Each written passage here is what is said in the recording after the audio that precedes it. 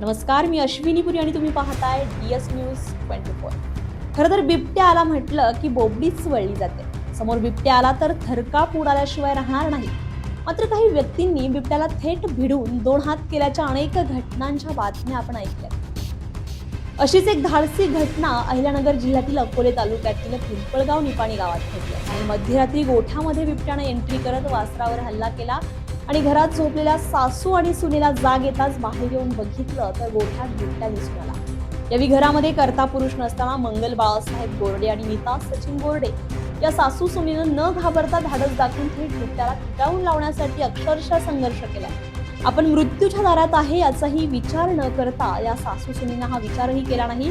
भल्या भल्यांना घाम फोडणारा बिबट्या अक्षरशः सासू सुनेचा दुर्गावतार बघून हतबल झाला आणि बिबट्यानं वासरू जागेवर सोडून देत तेथून शेवटी धूम फुटली। जीवाची पर्वा न करता सासू सुनेनं दाखवलेल्या धाडसाचं सर्वत्र कौतुक करण्यात येत आहे। दरम्यान बिबट्याचा व्हिडिओ सीसीटीव्ही कॅमेऱ्यात कैद झालाय तर परिसरात एकच खळबळ उडाली आहे। सध्या अकोले तालुक्यात बिबट्याचा संचार मोठ्या प्रमाणात वाढलेला आहे। पिंपळगाव निपाणी शिवारात मंगल बाळासाहेब गोरडे आणि त्यांचा मुलगा सचिन गोरडे आणि सून नीता गोरडे या वास्तव्यास आहे। तसेच घराशेजारीच गायींचा गोठा आहे आणि याच गोठ्यात मंगळवारी मध्यरात्री 2 वाजेच्या सुमारास बिबट्यानं प्रवेश केला। यावेळी बिबट्यानं गोठ्यातील वासरावर हल्ला केला, त्यामुळे इतर गायी हंबरडा फोडू लागल्या होत्या। यावेळी घरात झोपलेल्या सासू सुनेला जाग आली।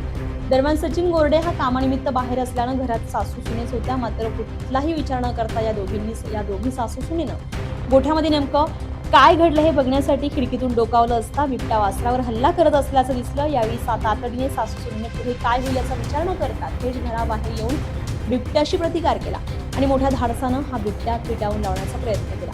बिबट्या आणि या दोन महिलांमध्ये जवळपास अर्धा तास संघर्ष चालला। अखेर या दोघींनी या संघर्षासमोर बिबट्यानं माघार घेत इथून निघून जाण्यास पसंत केलं। यावेळी महिलांनी दाखवलेल्या धाडसाचं सध्या सर्वत्र कौतुक